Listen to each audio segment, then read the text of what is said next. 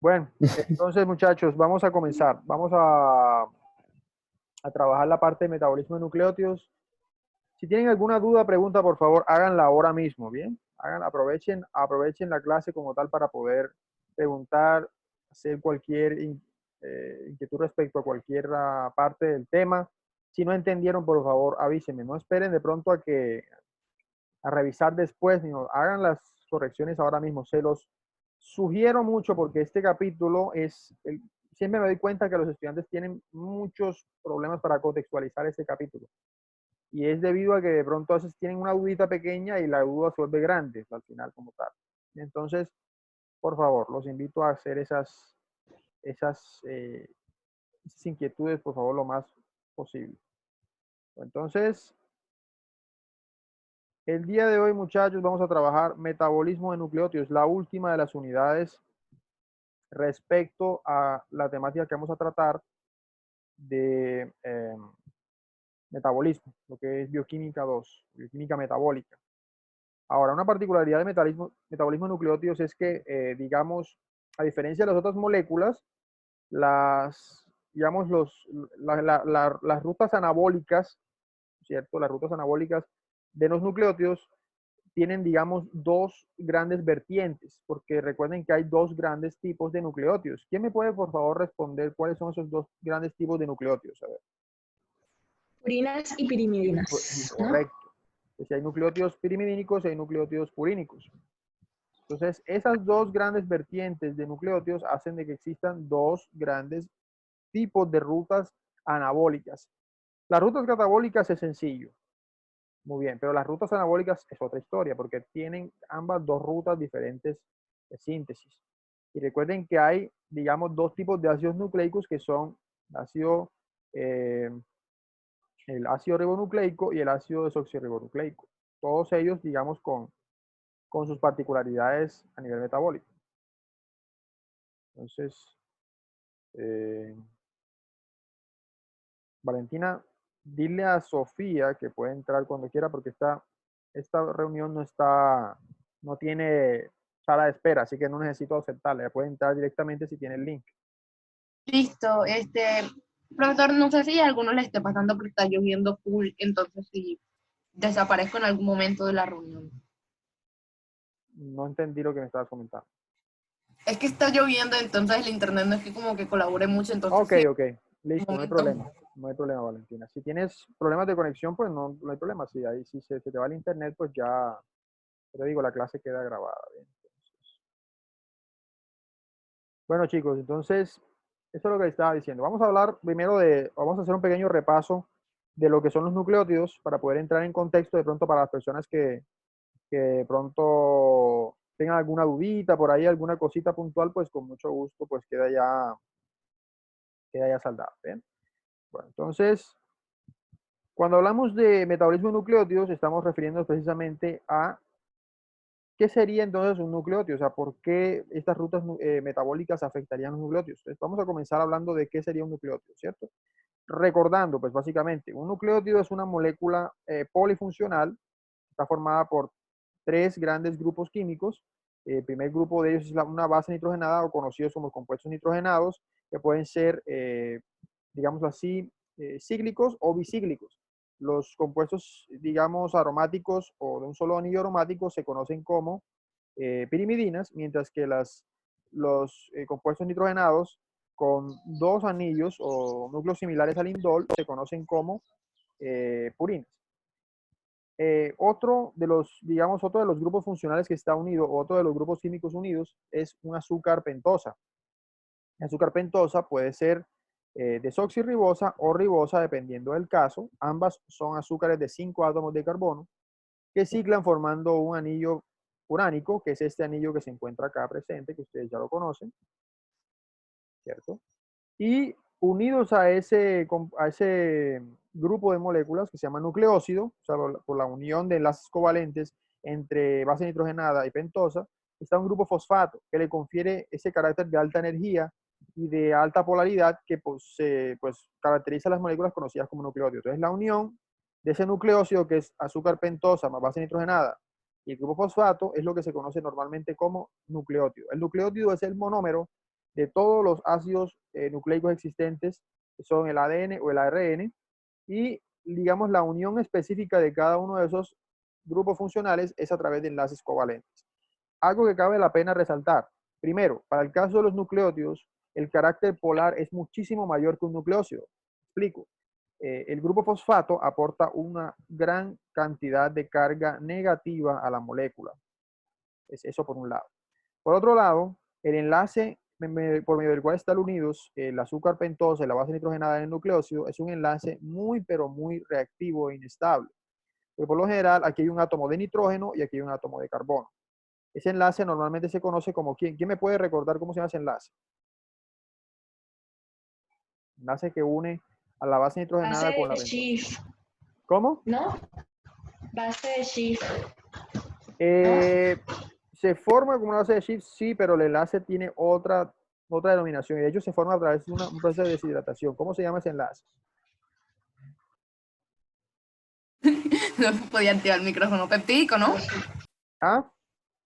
El de los péptidos, ¿no? Se parece, pero no es. Vamos, ¿No? voy a seguir adelante porque parece ser que no, tienen que recordar un poquito. Miren. Glucosídico.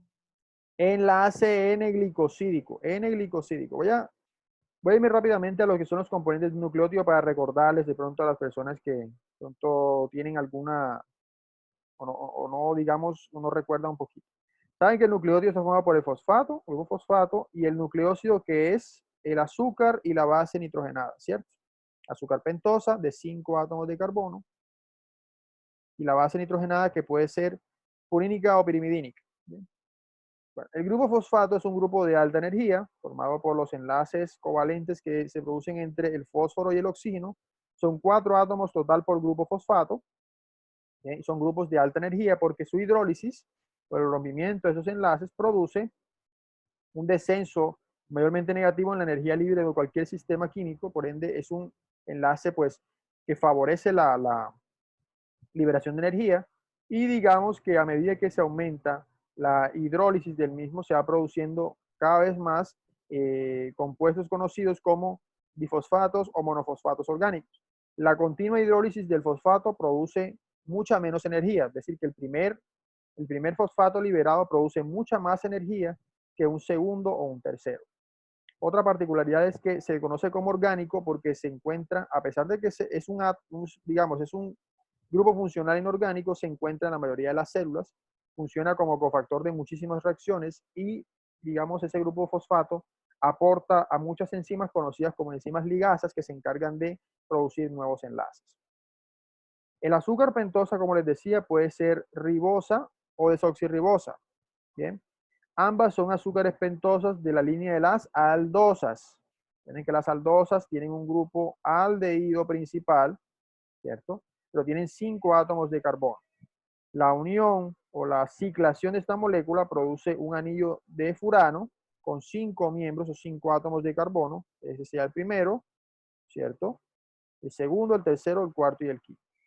Ahora, aquí tenemos la denominación o digamos los números para contar los átomos de carbono dentro del anillo furánico. ¿Sí? Ojo, solamente los átomos de carbono. La única diferencia estructural entre la ribosa y la desoxirribosa está en el carbono 2, este que está aquí. En este carbono 2 observen que para el caso de la desoxirribosa tenemos un hidrógeno adicional, mientras que para el caso de la ribosa tenemos un hidroxilo. Entonces, esa diferencia estructural define que exista ribosa, que tiene un grupo OH, ¿cierto? Adicional en el carbono 2, mientras que la desoxirribosa solo posee 2 átomos de hidrógeno. En esta representación que estoy mostrándoles ahí en la diapositiva, tácitamente se muestra la ausencia de cualquier átomo específico como, o se sobreentiende más bien como la presencia de átomos de hidrógeno, ¿sí? Como estoy haciendo ahorita con la pluma. Entonces, observen que ambos se diferencian exclusivamente en la presencia o ausencia de grupos hidroxilos, específicamente en el carbono 2. Vamos a ver en este capítulo de dónde viene esa diferencia, por qué específicamente, digamos, la ribosa y la desoxirribosa se diferencian tanto. Y de hecho, esto ocurre por un mecanismo enzimático que vamos a ver en esta clase, que también permite diferenciar al ARN, que es específicamente la ribosa, de el ADN. Entonces, miren esa pequeña diferencia sutil que ya estamos observando entre el RNA y el DNA. ¿Bien? Esa por un lado. Recordando también sobre las bases nitrogenadas, recuerden que hay bases purínicas y pirimidínicas. Las bases purínicas tienen dos anillos fusionados, dos anillos condensados aromáticos, mientras que las pirimidinas tienen solamente uno. De las purinas tenemos que son las abundantes o las que existen en los dos ácidos nucleicos, tenemos a la adenina y a la guanina. La diferencia estructural entre una de estas y estas es la presencia principal de, digamos, la presencia abundante de un grupo amino primario, mientras que este tiene un grupo ceto en átomo de carbono 6. Es quizás la diferencia estructural más amplia. Solamente que esa diferencia, digamos, no es tan mantenida entre las bases purínicas. En las bases pirimidínicas sí existe una diferencia bastante marcada y bastante típica de los ácidos nucleicos, porque la mayoría de las pirimidinas que se encuentran en los dos ácidos nucleicos es la citosina. Pero el uracilo y la timina son las dos bases nitrogenadas pirimidínicas que se diferencian de una manera mucho más sutil, porque si ustedes se dan cuenta, este esqueleto que se encuentra acá tiene dos núcleos ceto o dos grupos cetos, ¿bien? Y en los dos grupos cetos, en el carbono 4 y 2 específicamente, sufren una diferencia en el carbono 5, que es este que se encuentra acá. ¿Bien? El carbono 5 posee, como ustedes pueden observar, un doble enlace, ¿bien?, entre el carbono 5 y el 6, pero en ese carbono 5 existe, para el caso del uracilo, un átomo de hidrógeno, mientras que para la timina existe un grupo metilo CH3. Esa diferencia entre las dos bases nitrogenadas también les proporciona a estas una gran, digamos, diferenciación entre una base nitrogenada y la otra. De hecho, el uracilo se encuentra en el RNA, que sería la cuarta base nitrogenada de la misma, mientras que para el DNA es la timina. Esta reacción también, digamos, se da en la ruta de síntesis de metabolitos o de, en este caso, de nucleótidos purínicos y pirimidínicos para poder producir DNA. Es decir, cuando nuestro cuerpo tiene nucleótidos para la síntesis de RNA, si así lo requiera, si las células así lo desean, comienza un proceso de síntesis hacia nucleótidos con timina a partir de nucleótidos de uracilo. Eso lo vamos a ver en este capítulo también, para que ustedes vean cuál es ese mecanismo de reacción. Pero vean que la diferencia es muy sutil entre uracilo y timina, es solamente un grupo metilo, y esa metilación, eso es una enzima que se llama sintiasa de metilo. Eso lo vamos a ver en este mecanismo de reacciones, y veremos que esa diferenciación es lo que obviamente permite, a partir de nucleótidos de uracilo, obtener nucleótidos de timina para comenzar el proceso de síntesis de DNA, que es la clave del aumento de la diferenciación de las células. Bien. Ahora, ¿cuál es la importancia de estos nucleótidos?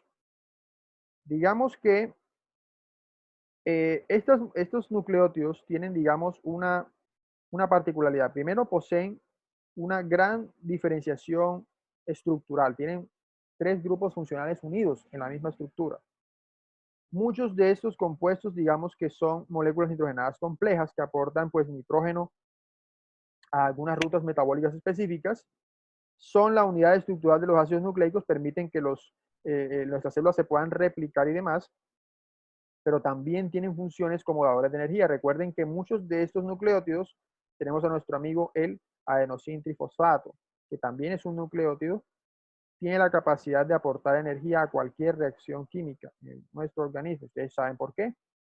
Muchos de esos nucleótidos y algunos derivados son reguladores de vías metabólicas y algunos actúan como segundos mensajeros. Tal es el caso, por ejemplo, del AMP cíclico. Se produce o se sintetiza a partir del ATP. Entonces vean cómo los nucleótidos tienen esa gran importancia. Muchas de las funciones particulares de esos nucleótidos está el hecho de que ayuden al crecimiento celular y a los procesos de diferenciación celular. Bueno, habiéndoles dado ese contexto particular, aquí está el enlace que se da entre los nucleósidos, para que ustedes recuerden, se llama enlace N-glicosídico. ¿Bien? Una particularidad tiene ese enlace. Enlace en helicocíclico es un enlace del tipo covalente que se produce entre el carbono anomérico de un azúcar pentosa y el azúcar, perdón, y el grupo nitrógeno de la base nitrogenada. ¿Bien? Quiero que me digan algo particular. ¿En qué tipo de configuración se encuentra ese enlace en helicocílico? Quiero que alguien me responda. Quiero que me responda el señor Milton Mestra. Don Milton, ¿en qué tipo de configuración se encuentra ese nucleótido?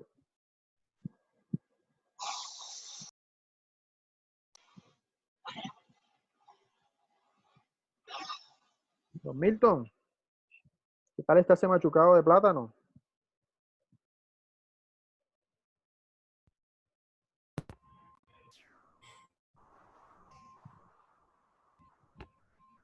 Profe, cuando usted dice configuración, ¿a qué se refiere? No recuerdo bien, Me estoy disculpe. refiriendo específicamente a qué tipo de configuración tiene, don Antonio.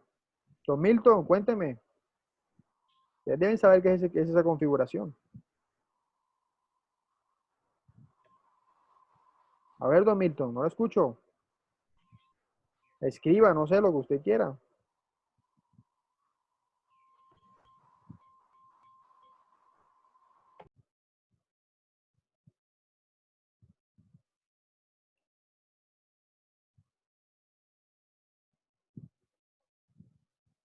A ver, Milton, lo estamos esperando.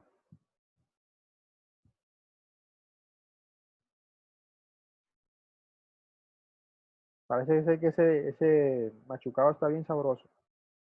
Señorita Camila Garrido, ¿qué tipo de configuración tiene ese caso? El enlace en helicocílico para todos los nucleótidos. A ver. Señorita Camila Garrido.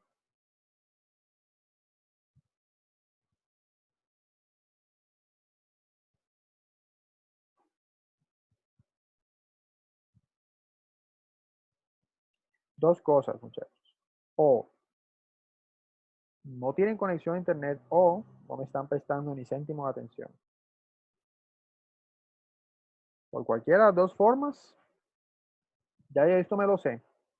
Si tienen que aprenderse esto, son ustedes.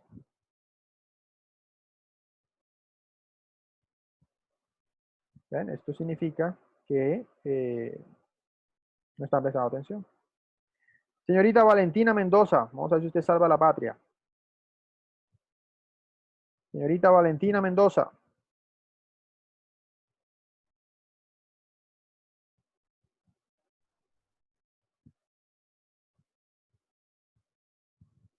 Ya, yo voy a hacer algo entonces. Ustedes me van a perdonar lo que voy a hacer, pero voy a detener la grabación. Me parece a ustedes que se están como esperando la grabación y listo. O sea, no prestan atención ahora, que es el momento en que ustedes tienen que aprovechar la clase virtual, muchachos. Tienen que aprovecharlas.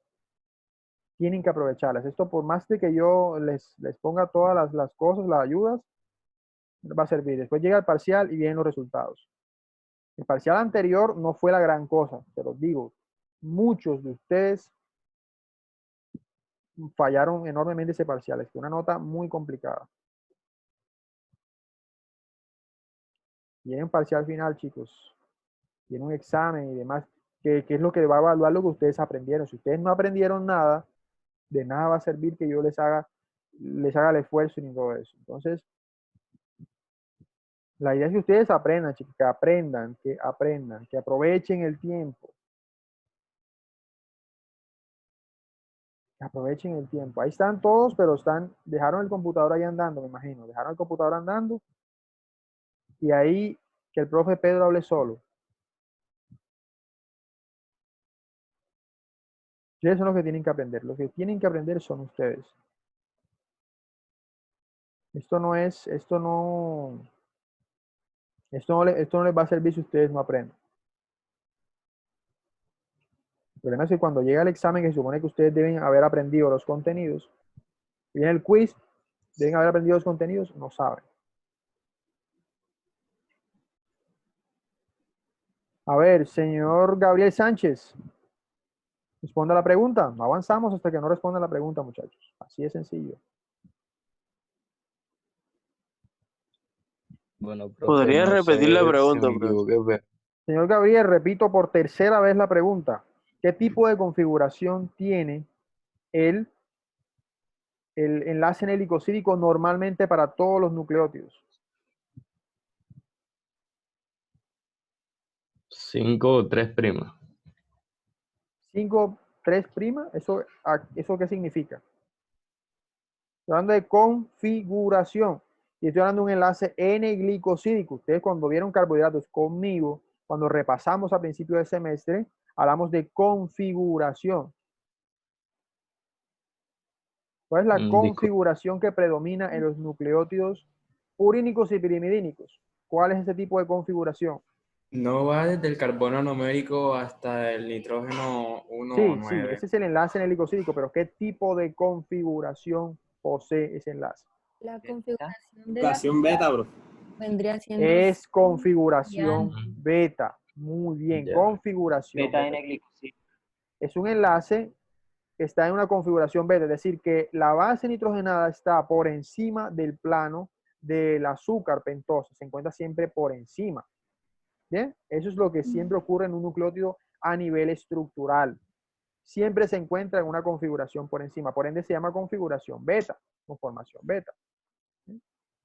Siempre en la base nitrogenada se encontrará en la parte en el plano superior del azúcar pentosa. Bien.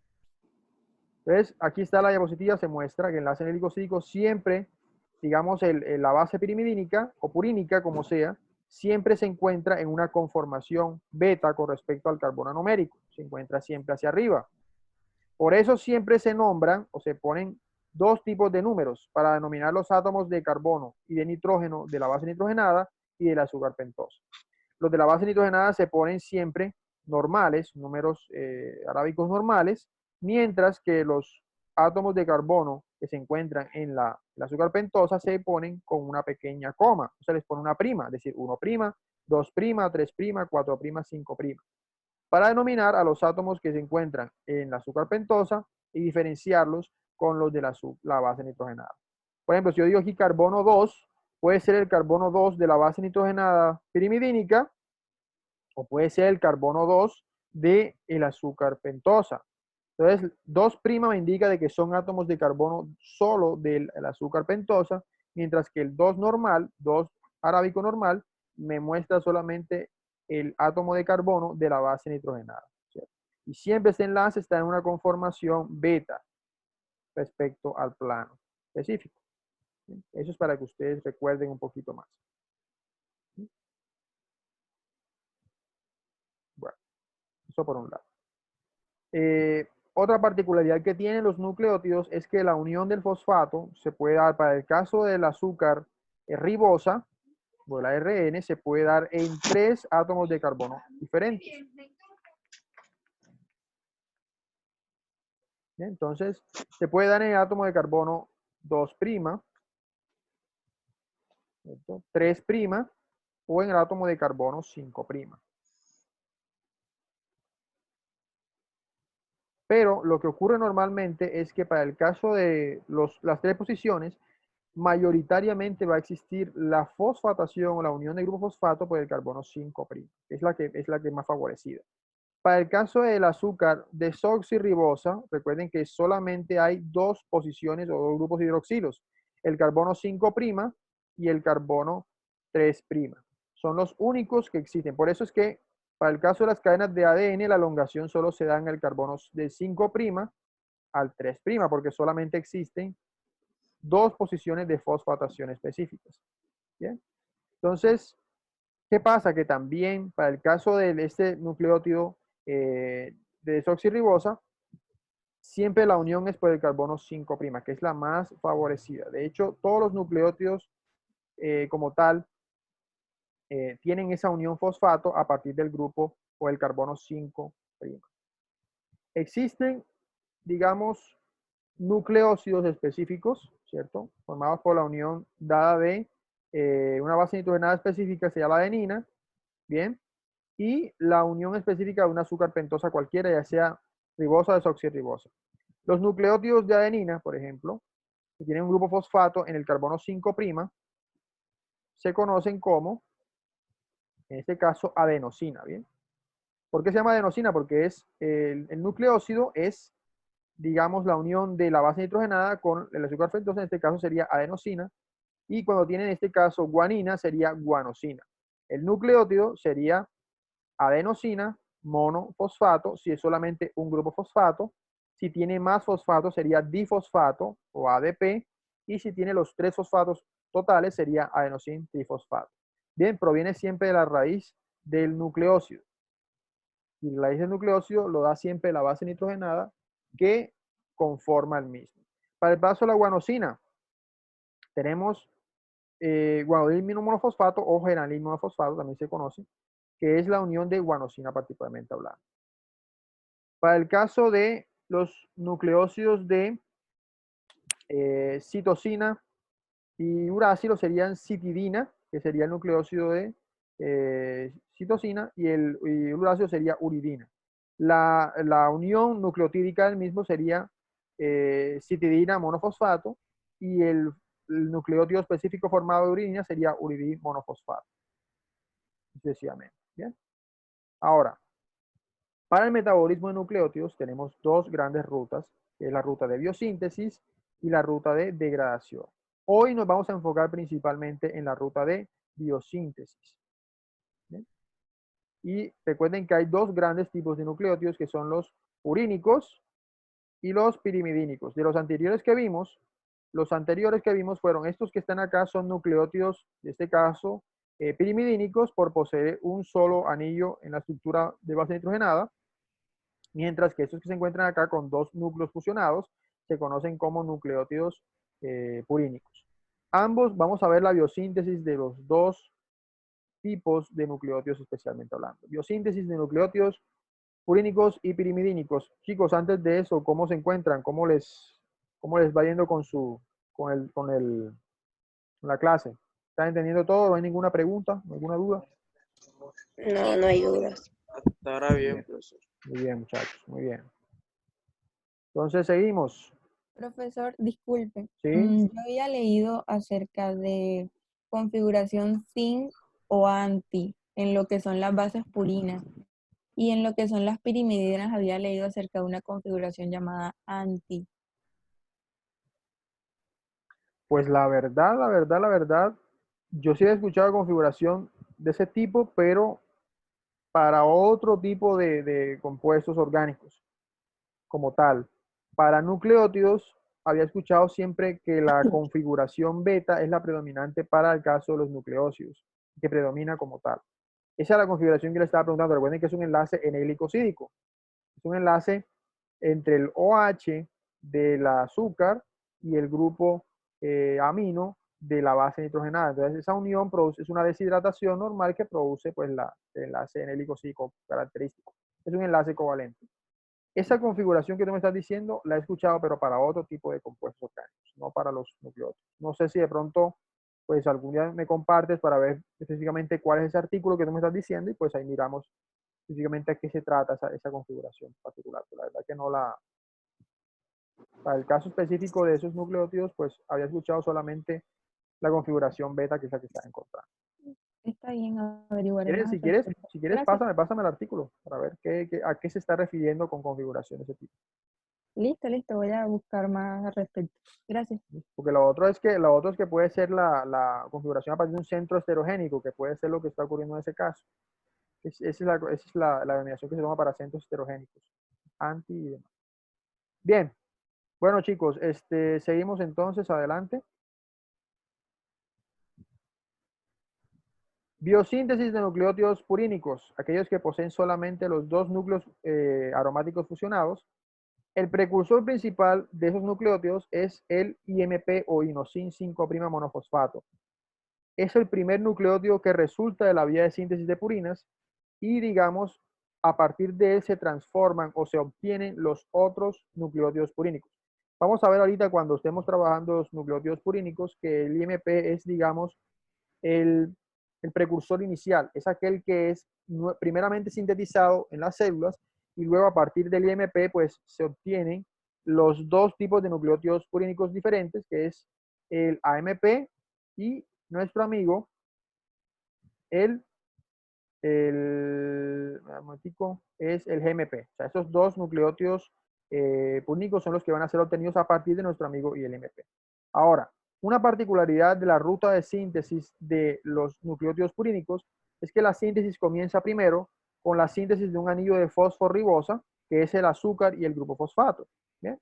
Entonces, esa primera unión de la formación del grupo fosforibosa es lo que sería el esqueleto inicial o primordial que comienza la síntesis de nucleótidos purínicos. Luego, lo que sigue es la síntesis del núcleo de base nitrogenada conocido como hipoxantina o 6-oxipurina, que es la base nitrogenada. A partir de la hipoxantina o también conocida como 6-oxipurina, se sintetizan los otros dos tipos de adenina y guanosina. Vamos a ver entonces cómo se da. Este que está acá es el IMP, que es el precursor de todos los nucleótidos purínicos. Obsérvense que es un nucleótido básicamente hablando, solo que el anillo que se encuentra acá es un anillo precursor de adenina y de guanina, pero vean que se mantiene la misma originalidad. Ahora, como les decía, lo primero que se sintetiza es el anillo de fosforibosa, que es todo esto, voy a mostrarles acá. Fosforibosa, que es todo esto, perdón. Y voy a quitar las denominaciones y descartar. Compartir de nuevo. Ya están acá. Entonces, el anillo de hipoxantina, fosforibosa, lo primero que se sintetiza es el anillo de fosforibosa, es la primera ruta de síntesis. Mientras que la segunda ruta de síntesis es todo el anillo de hipoxantina. Entonces, a partir de este anillo, se comienza a fusionar todo el resto de átomos para producir la hipoxantina. Ahora, la hipoxantina o el anillo nitrogenado tiene una particularidad, es que para poder sintetizarlo se requieren una serie de grupos funcionales que se van uniendo para producir el anillo de hipoxantina. De hecho, cada átomo del anillo de hipoxantina proviene de varias moléculas. Un nitrógeno, por ejemplo, viene del aspartato. Este grupo cetónico que se encuentra acá viene del dióxido de carbono. ¿No? Esta secuencia de nitrógeno, carbono, carbono de esta parte del anillo dólico de 5 miembros viene de la glicina. Estos dos átomos de nitrógeno provienen de la glutamina, ambos. Y estos dos grupos metilénicos provienen de aductos del folato. Cada uno de ellos aporta uno de estos átomos particularmente hablando. Entonces vean que, digamos, la unión o la formación del anillo de hipoxantina proviene de la unión de varias moléculas. Entonces, por eso la ruta de síntesis es un poquito más compleja. Comencemos entonces con lo llamado biosíntesis de novo, es decir, la biosíntesis desde cero de los nucleótidos de purina. La fosforibosa proviene de la ribosa 5-fosfato. ¿Quién me puede decir de dónde viene la ribosa 5-fosfato? A ver, ¿quién me quiere comentar de dónde venía? ¿Dónde habíamos hablado principalmente de esa ribosa 5-fosfato? A ver, chicos, lo escucho.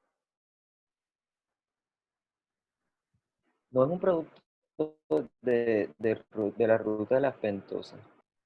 De la ruta de las pentosas, correcto. De ahí es donde proviene la ribosa 5-fosfato. Ahora, esa ribosa 5-fosfato, como ustedes saben, ese proceso que viene a partir de la ribosa 6-fosfato, esa ruta, particularmente hablando, permite el suministro de nucleótidos. Entonces, aquí es donde viene ya a entrar a favor la ruta de las pentosas como un aportador en la síntesis de nucleótidos. Entonces, vean cómo a partir de digamos, la enzima ribosa 5-fosfato pirofosfoquinasa, que es la enzima principal de la ruta de novo de nucleótidos de purina, se obtiene a partir de ribosa 5-fosfato, que es el precursor de la ruta de las pentosas, se obtiene el llamado ribosil pirofosfato, también conocido como PRPP.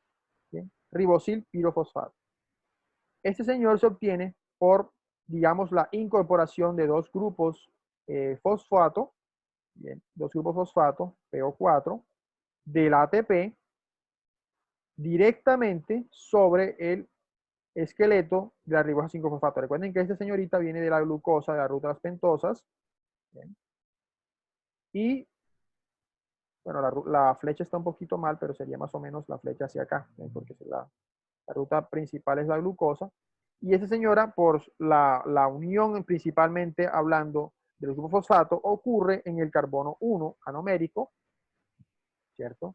De la ribosa 5-fosfato, y aquí se produce el llamado 5-fosfo de ribosil 1-pirofosfato. ¿Por qué 1-pirofosfato? Porque el carbono 1, el carbono anomérico del azúcar pentosa, se lleva a la unión de un grupo pirofosfato, es decir, dos grupos fosfato unidos. Simbolizan normalmente como P, PI o pirofosfato. Son dos grupos fosfato principales que provienen ambos del ATP. Entonces, esos dos grupos fosfatos son incorporados directamente.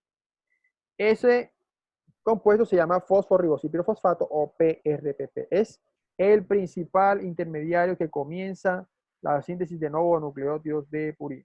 Y recuerden, la enzima es la ribosa 5-fosfato pirofosfoquinasa. La unión de dos grupos fosfatos del ATP produce que se libere directamente AMP de esa unión o esa doble fosforilación. Luego de haberse obtenido el ribosilpirofosfato o PRPP, llega, digamos, la primera de las transaminaciones más importantes.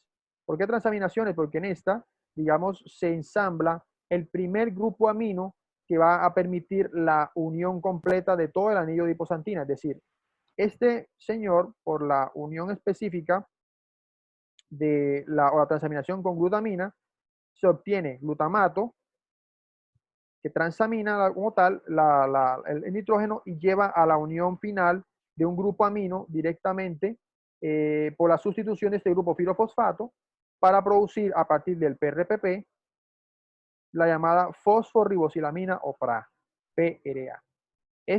La única diferencia que tiene es que se ha adicionado un grupo amino que será el grupo precursor o el primer grupo amino de todo el anillo de hiposantina. A partir de aquí comienza la unión final de todo el resto de grupos. La enzima que se encarga de transferir ese grupo amino es la amidofosforribosiltransferasa, una aminotransferasa directamente. Y ese gasto energético lo asumen los dos grupos pirofosfato total, que son liberados. Luego de haberse obtenido la fosforribosilamina, ¿cierto? Y es, digamos, la reacción de alta energía, requiere un aporte especial de agua, que es lo que permite la unión directa del grupo amino por la posterior liberación o hidrólisis del grupo pirofosfato. Esa conjunción libera pirofosfato de la molécula y obviamente pues para poder funcionar esta transaminasa requiere como cofactor de acción divalente al grupo magnesio. Esa liberación de fosforribosilamina permite básicamente pues la unión específicamente del anillo hiposantina. Esta es la reacción total para la síntesis de hiposantina. Esta reacción la pueden encontrar en un libro que se llama Bioquímica de Bohinski. Este libro lo tengo particularmente en mi poder, solo que lo tengo pues en la universidad, se quedó allá durante la cuarentena. Pero es un libro muy bueno, si lo pueden conseguir por internet se los recomiendo porque es de donde saqué la mayor parte de la teoría para la parte de metabolismo de nucleótidos, porque me parece que es un ¿Puede repetir el nombre, bastante completo. Bioquímica de vuelta. Bioquímica de Bohinski. Después cuando terminemos el video les puedo escribir por el chat cómo se llama. Esa bioquímica de Bohinski pues muestra el mecanismo bastante completo de síntesis del anillo de hiposantina. Miren que partimos a partir del fosforribosilpirofosfato, llegamos a fosforribosilamina. Miren que aquí está el grupo ribosil, que sería ribosa, fosfato, y en el carbono 1 se adiciona el grupo amino, que es la primera de los anillos nitrogenados de la hiposantina. Y otra cosa particular, muchachos, ella comienza a asumir una conformación beta, es decir, va hacia arriba. Por eso aquí en la Bohinski lo muestran con beta, una pequeña beta que se muestra aquí. Bueno, luego de que esto ocurra, la fosforribosilamina queda completamente lista para la incorporación del resto de átomos para formar el anillo. El primero de las moléculas que entra es la glicina, el aminoácido glicina, que entra por intermedio de una ligasa específica que funciona con ATP y produce la unión entre el grupo amino de la fosforribosilamina y todo el esqueleto de dos átomos de carbono y nitrógeno de la glicina, que sería el grupo carboxilato, el grupo metilén y el grupo amino. todo el esqueleto de glicina entra a la molécula formando 1, 2 y 3 átomos del mismo. Entonces, el primer nitrógeno es de la glutamina. El segundo nitrógeno y los 2 átomos de carbono del anillo vienen de la glicina. El tercer átomo de carbono de la estructura, miren que aquí tenemos el nitrógeno inicial, carbono y nitrógeno de glicina. Este carbono que se encuentra acá, que está unido acá, este que estoy mostrando aquí, viene de el primer aducto del folato, llamado metenil tetrahidrofolato, que es este compuesto que se encuentra acá, que es un grupo que aporta un grupo metilo, que es este que se encuentra acá, este grupo CH que se encuentra aquí. Recuerden que los aductos del folato, como vimos en la clase, hace como 2 clases más o menos, vimos que eran aportadores de grupos metilo, grupos de un solo átomo de carbono. Entonces, esa unión produce la formación de la primera parte del anillo. Como ustedes pueden observar, está prácticamente que se cierra. Miren aquí, este anillo que ustedes están viendo acá.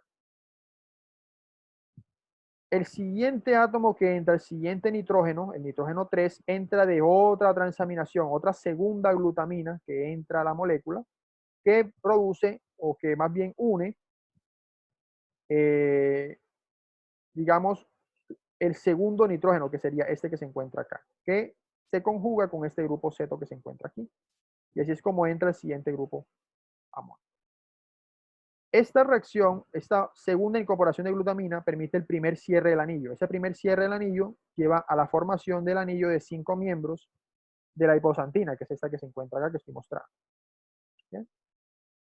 Cuando continúa la reacción, un momentito que estoy viendo acá que está. La siguiente parte de la reacción es una reacción de carboxilación. Esta segunda carboxilación, incorporación del grupo dióxido de carbono, produce, digamos, la formación de la siguiente parte del anillo, la primera parte. La tercera incorporación de nitrógenos ya se ha completado. Completamos la cuarta incorporación de carbonos con el dióxido de carbono y ahora viene el aspartato para adicionar el nitrógeno 4 de la estructura.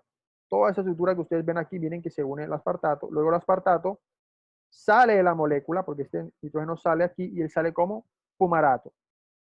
Alimentar el ciclo de Krebs. Y ese nitrógeno 4 ya queda incorporado a la molécula. El último de los átomos de carbono que se incorporan lo produce otro aducto del folato que se llama formil tetrahidrofolato, que también aporta un grupo metilén, ¿cierto? Y aquí aporta el siguiente átomo de carbono. Y en este momento, por una deshidratación, una liberación de agua, se produce el segundo y último cierre del anillo para producir el anillo de hiposantina.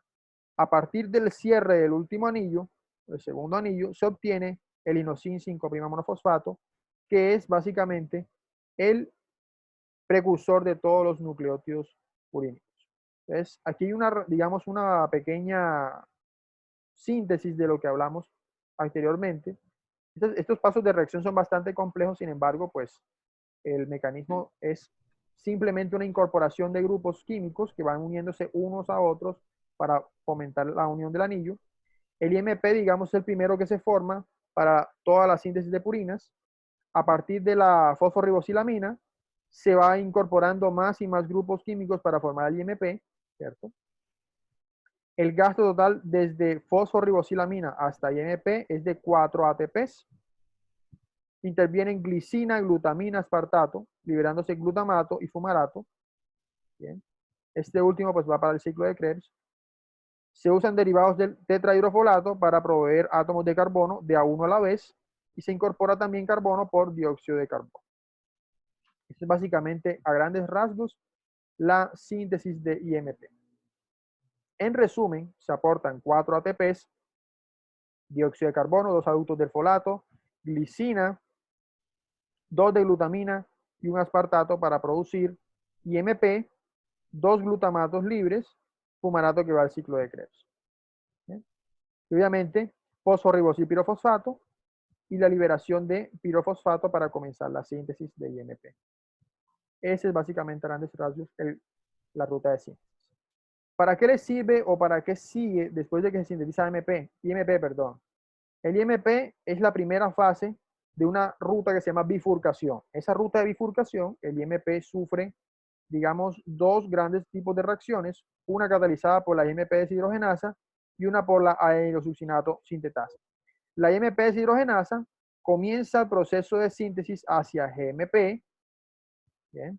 Mientras que la adenosubcinato sintetasa sigue la ruta de síntesis para AMP. ¿Listo? Se llama ruta de bifurcación.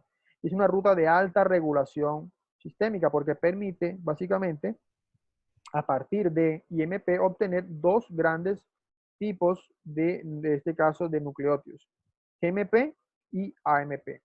La diferencia entre ellos principalmente es dónde ocurre la incorporación de nitrógenos, ¿cierto?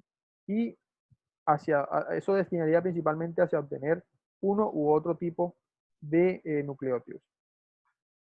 Posteriores fosforilaciones de este AMP y GMP permiten obtener nucleótidos trifosfatados de cada uno, el GTP y el ATP. Entonces, esa es básicamente la llamada ruta de bifurcación. Aquí hay un pequeño resumen de cómo ocurre. Principalmente la única diferencia es la adición de grupo amino. En el AMP ocurre en el carbono 6, en GMP ocurre en el carbono 2 y a grandes rasgos esa es la principal diferencia de la ruta de bifurcación. Entonces aquí está también, inclusive a grandes rasgos, todo lo que es la ruta de biosíntesis de nucleótidos purínicos. Están los sustratos especiales, aminoácidos utilizados, productos secundarios, derivados del folato, donadores de energía y la incorporación de dióxido de carbono, que es lo que anteriormente habíamos visto. ¿Cómo se regula esta ruta? Y aquí quiero que presten bastante atención. La ruta de regulación de la síntesis de nucleótidos purínicos está basada en mecanismos de retroalimentación enteramente. La ruta comienza a regularse desde la formación de fosforribosilpirofosfato.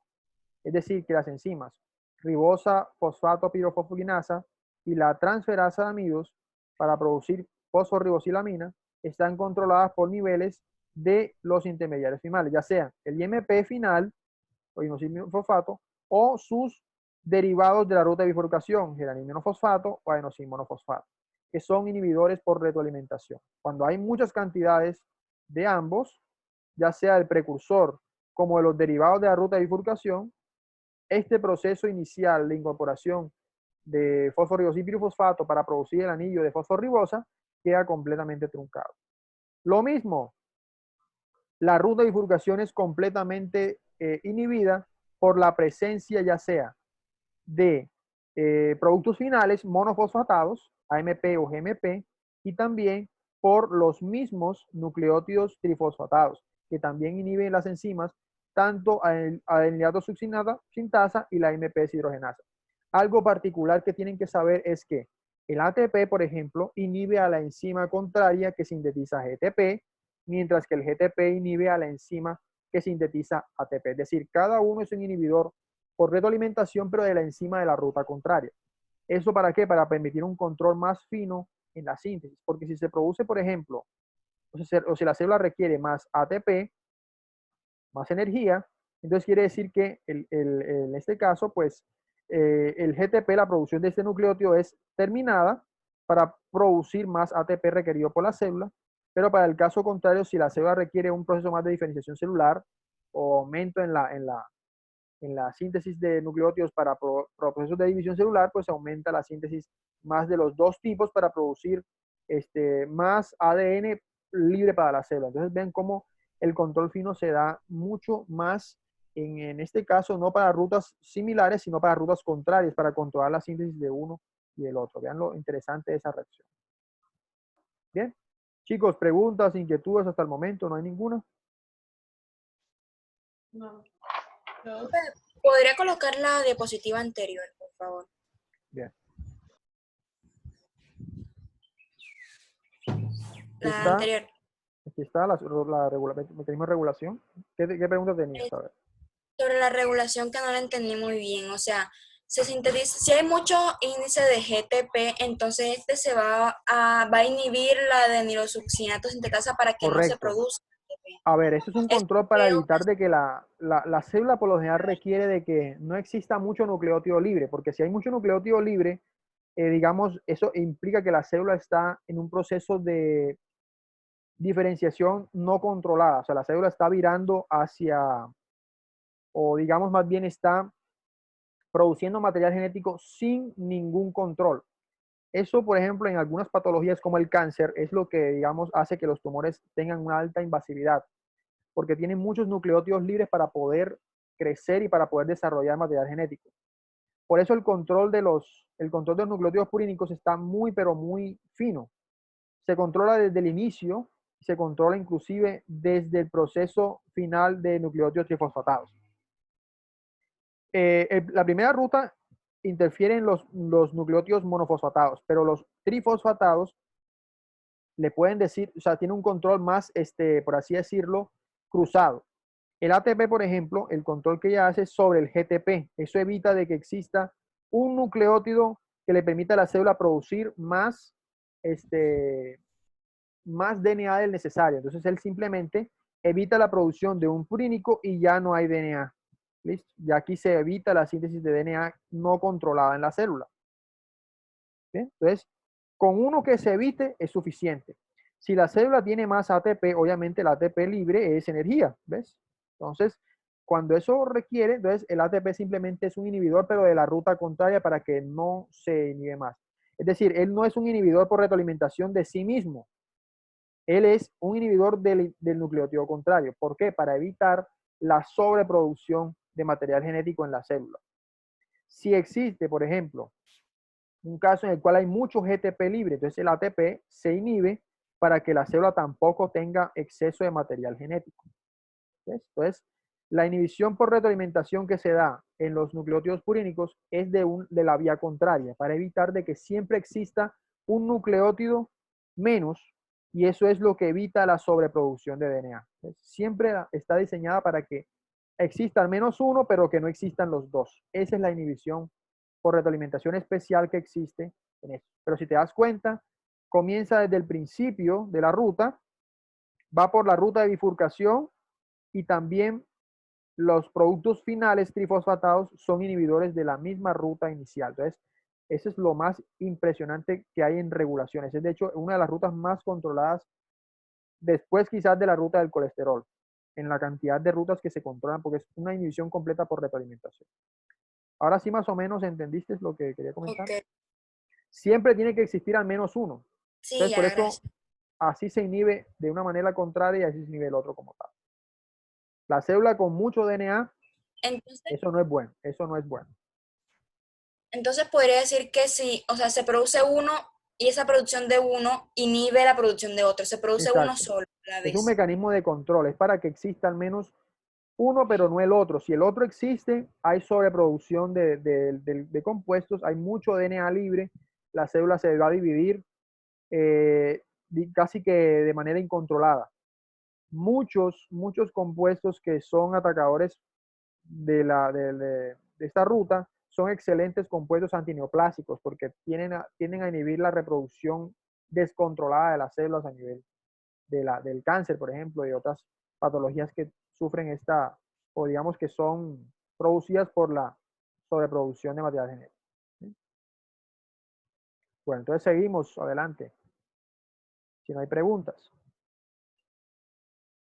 Los nucleótidos pirimidínicos tienen una ruta diferente a la ruta de las purínicas porque en este caso el precursor se llama UMP o uridín 5' monofosfato.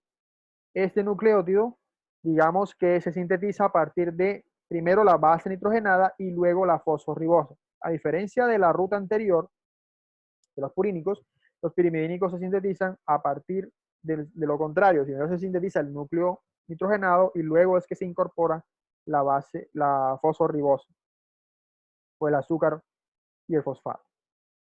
Ese uridín 5' monofosfato es el precursor de todos los nucleótidos pirimidínicos, es urácilo y la fosforibosa, como pueden observar. Lo primero que sintetiza de ella es el anillo de pirimidina y luego se adiciona anillo de pentosa, lo que había comentado. Entonces, eso requiere de carbamil fosfato.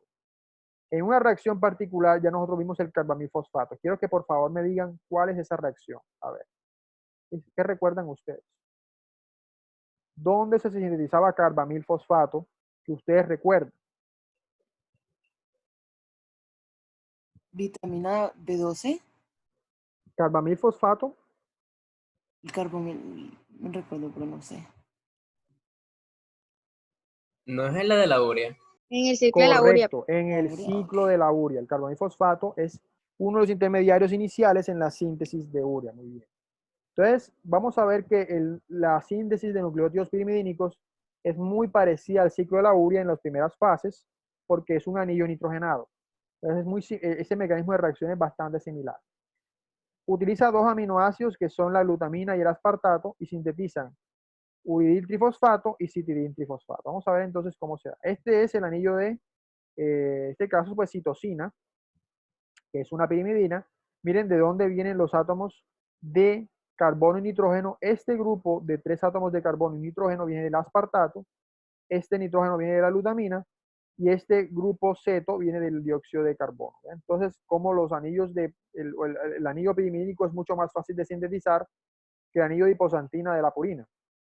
La primera de las rutas para sintetizar el núcleo del uridil es la síntesis de carbamilfosfato. Recuerden que es un paso muy parecido o muy compartido con el ciclo de la urea. Está el transaminador inicial, que en este caso es la glutamina, y la enzima que se encarga de sintetizar al carbamilfosfato es la carbamilfosfato sintetasa 2. Entonces, esto lo ocurre a partir del dióxido de carbono soluble, o en este caso bicarbonato, la glutamina, en presencia de ATP, ¿cierto? Se produce el carbamilfosfato y la liberación de glutamato. Y ahora, una particularidad del carbamilfosfato es particularmente que la enzima que la produce a ella, o la síntesis a partir de glutamina, es una enzima que es citosólica. Porque la carbamilfosfato sintetasa 1, que es mitocondrial, es enteramente para el ciclo de la urea a nivel particularmente de los hepatocitos. Entonces vean que por eso es que se usa la denominación 2. La 2 es la citosólica, que es exclusivamente para la síntesis de nucleótidos pirimidínicos, mientras que la carbamilfosfato sintetasa 1 es mitocondrial y es exclusiva para el ciclo de la urea. Ven que la diferenciación en la locación celular permite el ciclo de urea en el caso de la mitocondria y la síntesis de nucleótidos pirimidínicos en el citoplasma. Luego de haberse obtenido el carbamilfosfato, sigue la adición de aspartato. Eso ocurre por una enzima que se llama ATCasa. La ATCasa es una enzima que es quizás la más regulada en este ciclo, porque a partir de ella, pues, digamos, o altos niveles de energía, comienzan un proceso de inhibición específica alostérica sobre esta enzima para evitar la síntesis de nucleótidos pirimidínicos. Ahora, el aspartato permite la unión completa y produce lo que se conoce como N-carbamoil aspartato, que es esta parte inicial del núcleo. Luego lo que ocurre es una reacción inicial de deshidratación o liberación de agua por una enzima que se llama la dihidroorotasa para producir dihidroorotato, que es este compuesto que está acá, que es un precursor cíclico, este que está aquí. Y luego el siguiente paso es una oxidación que es NAD dependiente por la dihidroorotato deshidrogenasa. Esa reacción de oxidación produce el orotato, que es un derivado cíclico donde este enlace simple que se encuentra acá ahora es doble. Pueden observar aquí una deshidrogenación. Ese orotato comienza, digamos, es el precursor para la incorporación final de fosforribosipirofosfato. Este se une, ¿cierto? Por una enzima que es la orotato fosforribositranferasa, que lo que hace es simplemente saca el grupo pirofosfato del fosforribosipirofosfato y lo une, ¿cierto? Como ribosa fosfato. Esa unión específicamente hablando produce pues básicamente el compuesto conocido como orotidilato o MP y luego por una descarboxilasa específica se obtiene el uridín monofosfato. ¿Sí? Esa final formación de uridín monofosfato, a partir de ahí comienza la síntesis de otros nucleótidos. El primero de ellos es el UTP. A partir del uridín monofosfato se obtiene uridín trifosfato y esto es por unas quinasas específicas que fosforilan cada vez al carbono 5 de la ribosa, produciendo UTP. ¿Listo? Luego, hay una enzima que es la citidilato sintetasa, que usa glutamina para transaminar a nuestro amigo uridín-monofosfato y producir así el grupo amino reemplazado de este átomo de carbono que se encuentra acá para producir el grupo amino final de la citidina trifosfato. Entonces vean que este paso o este mecanismo de síntesis es mucho más sencillo que el mecanismo de la hiposantina que vimos anteriormente, porque es un paso, digamos, mucho más directo. El nucleótido final sirve para la síntesis del nucleótido secundario, que es la citidina trifosfato. En el caso anterior, vimos que la ruta del IMP era una ruta bifurcada, aquí la ruta es una ruta directa, que son las fosforilaciones iniciales del UMP para producir un nucleótido trifosfatado y luego, posteriormente, una transaminación global produce la unión de grupo amino a partir de la glutamina. ¿Listo? Eso es básicamente la vía del UMP. Aquí se encuentra la vía del UMP resumida. Este es el esquema que saqué de la bioquímica de Bohinski también. Se muestra exactamente el mismo paso que les acabo de mostrar, solo que lo muestran en forma pues bastante cíclica. Están todos los pasos específicos. ¿Vean?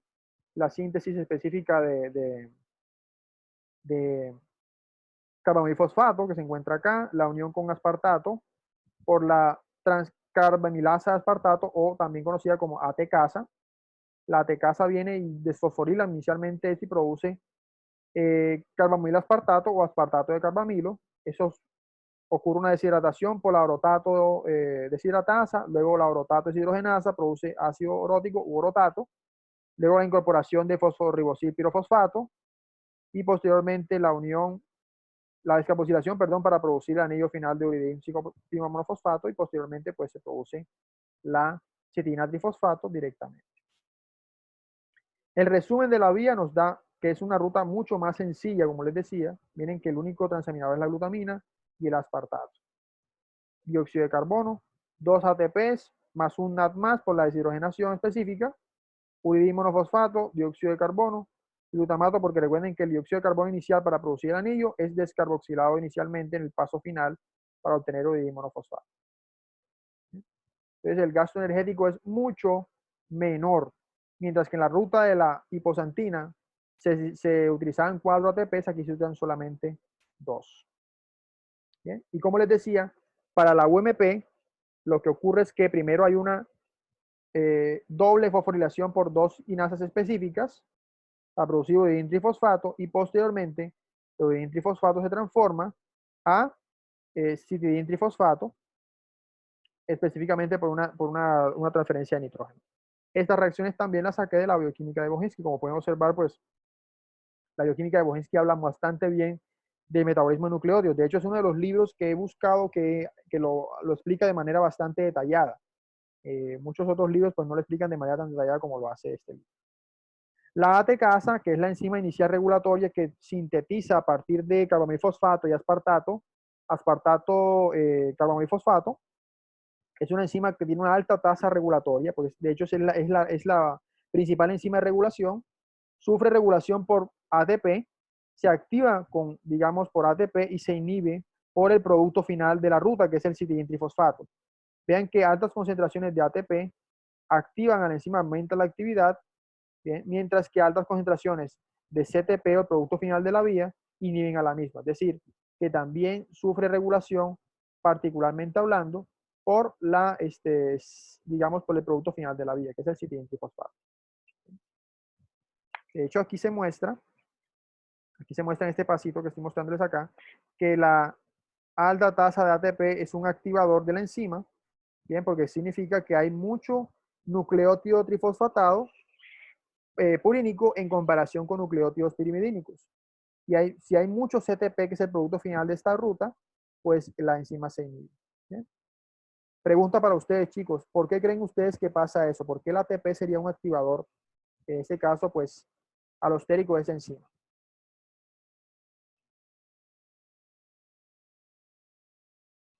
Señor Miguel Zuluaga. Señor Miguel, a ver. Pregunta para usted. ¿Por qué creen que el ATP es un activador de la ATCasa en ese caso? Si estamos hablando de una ruta de nucleótidos pirimidínicos, ¿por qué el ATP sería un activador? Pregunta de parcial.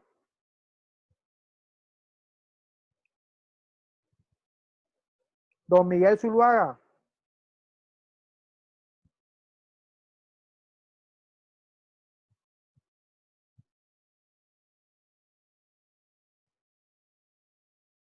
Profe, ¿puede colocar de nuevo la reacción? Que no la... Un momentico, Pili, estoy preguntándole al señor Miguel que no me responde. Don Miguel, ¿está dormido? ¿Está comiendo machucado? ¿Qué pasa?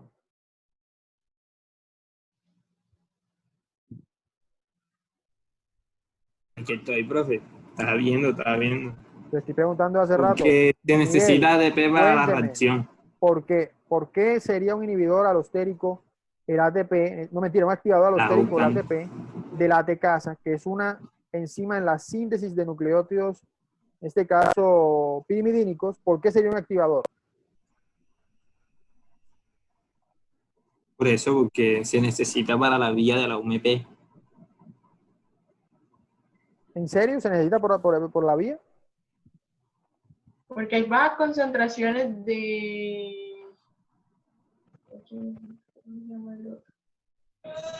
Profe, ¿no sería porque la reacción necesita altas condiciones de energía?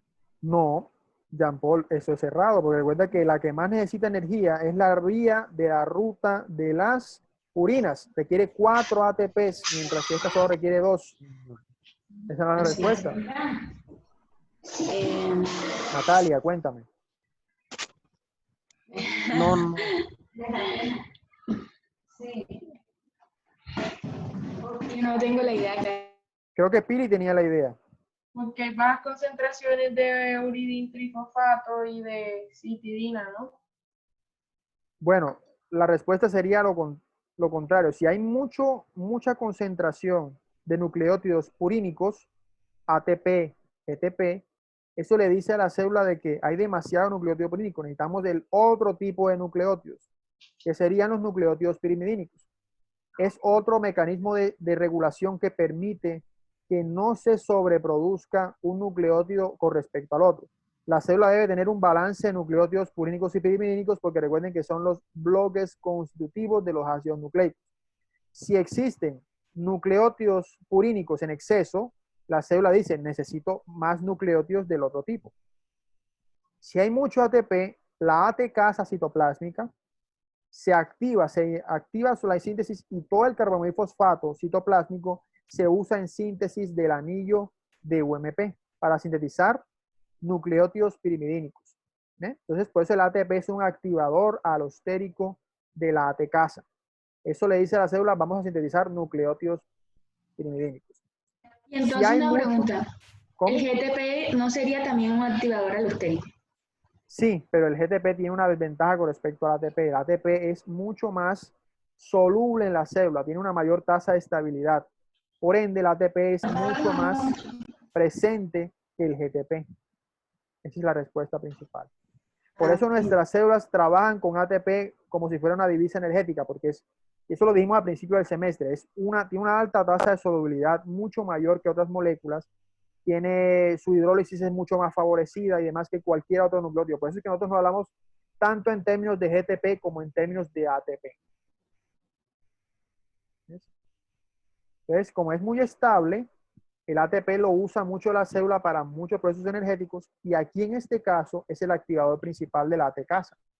Por eso es que es tan importante y tan abundante, por así decirlo, en la célula. Entonces, esa es la característica, chicos. Vean, cuando hay mucho ATP, la célula destina la síntesis al otro tipo de nucleótidos. Cuando ya hay demasiado CTP o citidintrifosfato, que es el último nucleótido de la ruta en la vía de los nucleótidos pirimidínicos, el último producto, entonces ya aquí la célula dice, vamos a empezar a bajar la producción de nucleótidos pirimidínicos porque tenemos demasiados. Entonces ya él es un inhibidor de la ATCasa. Recuerden, la ATCasa es la enzima principal regulatoria de la biosíntesis de nucleótidos pirimidínicos. Y este esquema que les había mostrado es el esquema básico que muestra ese mecanismo de regulación. La ATCasa siempre es activada alostéricamente por ATP, ¿bien? Aumenta la actividad de la velocidad de reacción, y alta concentración del último producto final de la vía, o CTP, inhibe a la misma enzima. Entonces, esa es la principal ruta de regulación. Bueno, chicos, ya para concluir, para no, digamos, fatigarlos tanto. ¿Cómo? Disculpen, ¿qué decía? ¿Alguien dijo algo? ¿Alguien hizo alguna pregunta? Que cuando hay un aumento de trifosfato, sí, Ajá. profe, Sí. que cuando hay aumento de citrifosfato es que se inhibe y se produce el otro. Exacto. Si se inhibe este tipo de enzimas es porque nuestras células requieren o el otro tipo de nucleótidos y comienza la ruta a mermar la producción de nucleótidos pirimidínicos porque ya tiene un exceso. Profesor, disculpe, lo del ATP, lo de ahora, no lo terminé de entender bien. O ¿Cómo sea, así no? lo de la inhibición por ATP. No, no hay una inhibición. La ATCasa se activa alostéricamente con ATP. Eso último, por Una favor. activación alostérica, es decir, altas concentraciones de ATP activan a la enzima ATCasa para que comience la síntesis de nucleótidos pirimidínicos del otro tipo. Eso es porque el ATP es un indicador de que hay un exceso de nucleótidos purínicos en la célula. Pues al haber mucho, la célula comienza a producir los otro tipo de nucleótidos porque es para mantener un balance, un equilibrio. Si la célula tiene un balance apropiado de nucleótidos purínicos y pirimidínicos, puede hacer todos los procesos normales que ya desea. La célula no necesita ni mucho purínico ni mucho pirimidínico, siempre mantenerlos en condiciones adecuadas. Y obviamente que existe un equilibrio, que exista como un 50-50, que existan nucleótidos purínicos y pirimidínicos en proporciones iguales, porque la célula requiere RNA y la célula requiere ADN también, pero que no exista en exceso. Si se dieron cuenta, si ustedes se dieron cuenta, vean que la ruta de nucleótidos purínicos tiene más retroalimentación que esta. Esta ruta de nucleótidos pirimidínicos es mucho menos retroalimentada. Esta ruta es más alostérica, mientras que la otra es más por retroalimentación. ¿Por qué? Porque estos nucleótidos purínicos son comunes para los dos ácidos nucleicos, tanto para ADN como para ARN. Entonces, esta ruta, me imagino yo, la ruta purínica, debe tener inclusive mucha más regulación que la ruta, en este caso, la ruta de los nucleótidos pirimidínicos. Ya sea un punto interesante para ver específicamente por qué. ¿Por qué sería esto? Digamos, me atrevería a decir que es un control más fino para el lado de los purínicos para controlar la síntesis de los dos nucleótidos más abundantes en los ácidos nucleicos. Y es algo que puede ser interesante, ¿no? De abordar, de profundizar más como tal. Yo pensaría que sería más por ese lado. Chicos, ¿alguna pregunta, alguna otra inquietud? El nombre del libro, profesor. Recuerden, Bioquímica de Bohinsky. Voy a escribirla aquí un momentico para que la vayan buscando. Se puede encontrar por internet. Eso, que la escriba, profesora.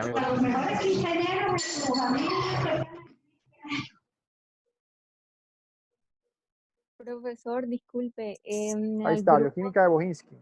de bioquímica le mandé algunas de las cosas que consulté acerca de las configuraciones. Ah, ok, listo. Le digo, al grupo de bioquímica de WhatsApp. Sí, profe, no encontré ningún artículo que hablara específicamente de eso porque casi todos, o sea, lo mezclan como con compuestos ya bien elaborados, pero sí encontré esas dos páginas donde definen bastante bien. También leí lo que usted dijo de los enlaces, pero también encontré esto, entonces pues sería buena idea Excelente, leerlo. excelente. Voy a decir, tengo un tiempito libre, de hecho una repasada. Bueno, chicos, entonces ya para concluir, voy a hablarles entonces de la ruta de los nucleótidos, los desoxirribonucleótidos, cómo ocurre. Es bien sencillita, bien fácil, pero es quizás el mecanismo que más estudiantes le ha dado duro para entender, pero es bastante sencillo. Es para que ustedes sepan de dónde vienen los nucleótidos, o los más bien desoxirribonucleótidos. Bueno, aquí está la diapositiva. Bueno, ustedes saben que tanto los nucleótidos purínicos como los pirimidínicos, el IMP pues produce los nucleótidos purínicos y este produce pues ese precursor de los nucleótidos pirimidínicos. ¿Bien? Entonces, estos dos tipos de nucleótidos, purínicos y pirimidínicos, son precursores también en los, digamos, nucleótidos desoxirribonucleótidos. Me explico. Los nucleótidos que se usan exclusivamente para la síntesis de DNA. En una fase 2, digamos, en una fase 2, vamos a hablar aquí de ese esquema que me gusta. Este esquema lo saqué también de la Bohinsky. El esquema 1 o la fase 1 habla de los llamados precursores, la síntesis de nucleótidos monofosfatados, que son precursores de todos los otros nucleótidos trifosfatados. Eso se ocurre en la fase 2. La fase 2 obtienes nucleótidos trifosfatados, ya sea del IMP, que es el ATP y GTP, y del UMP, que es el UTP y el CTP. Esa es la llamada fase 2. La fase 3 ocurre para sintetizar desoxirribonucleótidos, ¿bien? Que son aquellos nucleótidos donde el azúcar pentosa cambia a desoxirribosa y donde, particularmente hablando, uno de ellos, que es el UTP, se transforma en timina, que es el llamado nucleótido o desoxirribonucleótido de timina. Esa se conoce como fase 3 y es la llamada síntesis de nucleótidos de desoxirribosa o desoxirribonucleótidos, que son los nucleótidos, repito, utilizados para la síntesis de ADN. Entonces vean que a partir de los nucleótidos purínicos y pirimidínicos, por la síntesis de fosforribosa, se obtienen posteriormente los desoxirribonucleótidos. Bien, entonces hay una vía directa y una vía a partir de los nucleótidos trifosfatados para la llamada fase 3, que eso es lo que, digamos, es la siguiente fase de síntesis o nucleótidos de ADN. Estos, digamos, desoxirribonucleótidos se sintetizan a partir de un sistema en el que participan 3 proteínas. Está la tiorreducina, la reductasa de tiorreducina y la reductasa de ribonucleótidos. Vean cómo los ribonucleótidos se usan, los de la fase 2, para sintetizar ARN, mientras que los de la fase 3 se usan para sintetizar ADN. El sistema de proteínas funciona de la siguiente manera. Aquí está el sistema, bien específico y bien, por así decirlo, sencillo. Las bases, los nucleótidos, en este caso nucleótidos, los ribonucleótidos de ribosa, que tienen azúcar pentosa ribosa, son sometidos a un paso de reacciones por medio de estas 3 proteínas. Una es la tiorreducina, otra es la ribonucleótido reductasa y otra es la tiorreducina reductasa. La primera de ellas, esta enzima que se encuentra acá, se encarga, particularmente hablando, de transformar el grupo hidroxilo del carbono 2 de la ribosa, pasarlo a ¿qué? Pasarlo a desoxirribosa. Vean que el carbono 2', pasa de el grupo OH a ser un grupo hidrógeno. Esa es la enzima ribonucleótido reductasa. Pero para que la ribonucleótido reductasa pueda actuar, actúa sobre ella una pequeña proteína que se llama tiorreducina, ¿bien? Que funciona como un intermediario entre ella y otra enzima que es la tiorreducina reductasa, que es una enzima NADPH dependiente. Entonces me explico. Cuando la reductasa de tiorreducina actúa, lo hace por medio de NADPH para aumentar el poder reductor de la misma. Esta, digamos que transfiere una cantidad específica de hidrógenos a la tiorreducina. Cuando esta queda en esa forma, queda reducida, se llama tiorreducina reducida. Y se denombra con 2 grupos tioles reducidos que se encuentran como SH. Cuando ella pasa a la enzima reductasa de ribonucleótidos, ella actúa como agente reductor de esta enzima para poder transferir en el carbono 2' de la ribosa, transferir el átomo de hidrógeno específico que permite que el carbono 2' quede con el hidrógeno adicional. De esta manera, los nucleótidos de ribosa pasan a ser nucleótidos de desoxirribosa. En ese proceso, la tiorreducina reducida queda nuevamente oxidada, porque este es el cofactor de la reductasa de ribonucleótidos. Y cuando queda oxidada, ella nuevamente llega acá a la enzima para, por así decirlo, sufrir una nueva paso de reducción, y poder continuar en este caso, la obtención de nucleótidos de desoxirribosa a partir de nucleótidos de ribosa. Ahora, ¿qué pasa con, en este caso, el desoxiuridil difosfato, que sería el precursor de la desoxitimintrifosfato? Esto ocurre por una enzima particular, por un mecanismo de reacción particular, que es, digamos, una enzima que se llama sintetasa de timidilato. Esta enzima usa a desoxiuridil monofosfato o desoxiuridina monofosfato para formar desoxitimidina monofosfato. Recuerden que es el único nucleótido que es particularmente del ARN, pero a partir de él se sintetiza el nucleótido de timina requerido para la síntesis de ATP. Vean que en el carbono 5, que es donde ocurre la síntesis, carbono 5, que es este que se encuentra acá, ocurre la adición de un grupo metilo CH3. Y esa enzima es la sintetasa de timidilato, que usa el tetrahidrofolato, un donador de grupos metilos. Ese grupo metilo del tetrahidrofolato es donado a la desoxiuridil monofosfato para producir desoxiimidil monofosfato. Posteriormente, una serie de quinasas actúan sobre ella para producir desoxitimidina trifosfato, ¿bien? Que es el nucleótido trifosfatado final que se usa en la síntesis de ADN. ¿Bien? Ahora, una particularidad de esta enzima, de la sintetasa de timidilato, es que, digamos, tiene una alta tasa de inhibición y esto, digamos, lo producen unos compuestos que es el 5-fluorolacilo y 5-fluoro-2'-desoxiuridina, que son particularmente análogos de los nucleótidos de desoxiuridina monofosfato.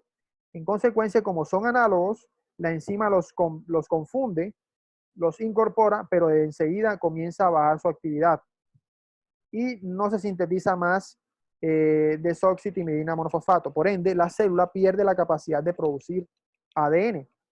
Estos compuestos, el 5-fluorolacilo y la 5-fluoro-2'-desoxiuridina, son excelentes medicamentos antineoplásicos porque son o atacan la maquinaria de replicación del tumor, evitando de que, digamos, estos produzcan más nucleótidos de desoxitimidina para producir ADN, es decir, evitan la reproducción del cáncer. ¿Bien? Chicos, ¿alguna pregunta, inquietud hasta el momento? ¿Alguna duda? Profe, esa desoxitimida monofosfato, esa es la que produce el ADN.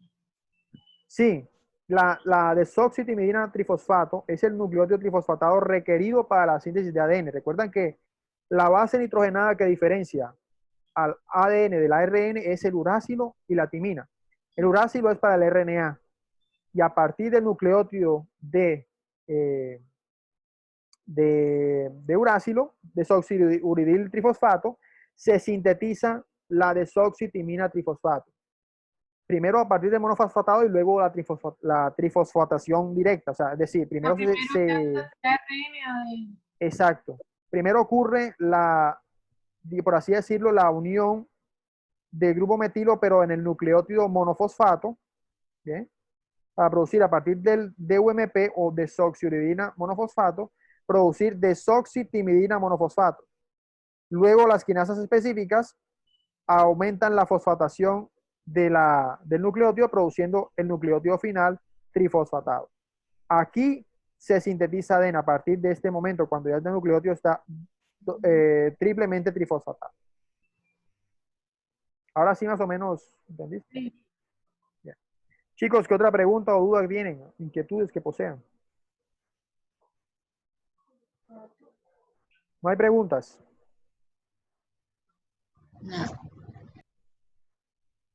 No, señor. ¿No hay dudas? Bueno, chicos, entonces 9:51, pues yo pienso pues que hemos cumplido el objetivo del día de hoy. La próxima clase vamos a seguir hablando de lo que es las rutas de catabolismo de nucleótidos. Vamos a hablar básicamente de las rutas de degradación, la ruta de hipoxantina, de uridimonosfosfato y de algunos inhibidores particularmente hablando. Con eso, chicos, yo creo que ya estamos terminando lo que es el capítulo de metabolismo de nucleótidos. Es un capítulo bastante, como ven, bastante rápido.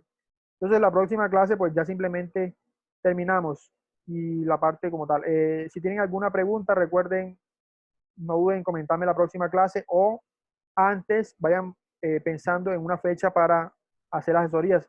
Recuerden que esta semana que viene y la que viene, pues son las semanas finales. Aprovechen el tiempo, repasen, no se queden con la cantidad de estudio que tienen por delante, ¿bien? Chicos, si no hay, no hay dudas, si no hay preguntas, pues yo me voy despidiendo. Y Profe, yo tengo recuerden, una sigan pregunta trabajando. acerca del artículo. Cuénteme. ¿Tiene que ser en inglés precisamente o puede ser en español? Tiene que ser en inglés favorablemente para, digamos, para aumentos de profundidad. Yo les sugeriría que buscaran en las bases de datos como PubMed, y ahí pues se refiere a ScienceDirect, digamos, a Google Scholar, todas esas, pero que sean artículos recientes y por lo general en inglés. Les recomiendo eso. Son los Bueno, mejores artículos. gracias. ¿No hay más preguntas, chicos? No. Bueno, entonces me queda pues, si no despedirme de ustedes, chicos, buen día para todos, cordial descanso, que sigan pues cuidándose en sus casas, acatando las recomendaciones de cuarentena. Bendiciones a todos, a ustedes, a sus familias, muchos éxitos. Gracias, profe. Amén, profe, Sigan muchas estudiando. Hasta gracias. Hasta luego, luego. chicos.